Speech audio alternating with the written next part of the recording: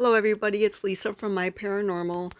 Every day I try to narrate stories people send me regarding anything supernatural, anything from UFOs to Bigfoot to ghosts. I really love really positive paranormal stories about like spirit guides or angels, so if you have any, send them to me. Today's story comes to us from Chris from Quora, and it's a story about a UFO sighting he had.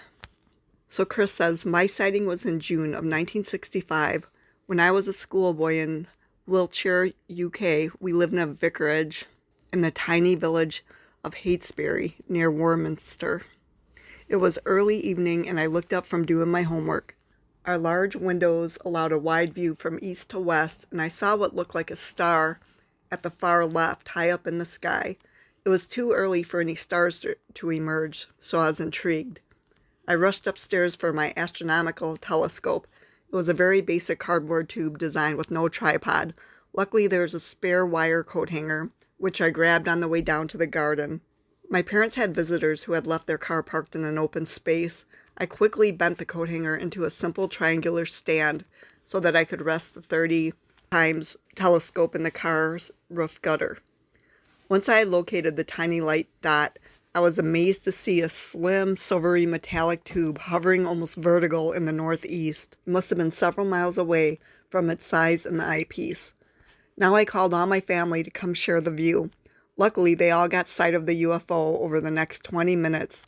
As we were scanning the heavens, we noticed that the cigar tube craft was tilting more and more, getting harder and harder to spot.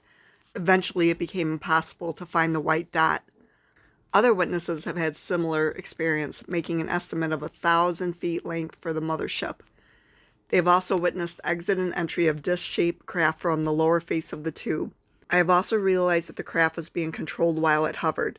The pilots were aware of us, being most likely telepathic, so they deliberately tilted their craft to avoid our viewing their operations. Just my little theory. My mom called the press and had journalists and TV crews visiting us for several days. Luckily, One News of the World reporter copied my little sketch and photographed it for the Sunday paper. This is the image he drew.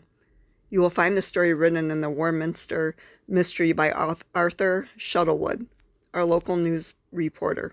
It was one of many sightings around that area in the 1960s, and I've included the link to that book below in the description. So that's our UFO story for today. Thank you so much, Chris, for sending it in. We really appreciate it. Everybody have a good day.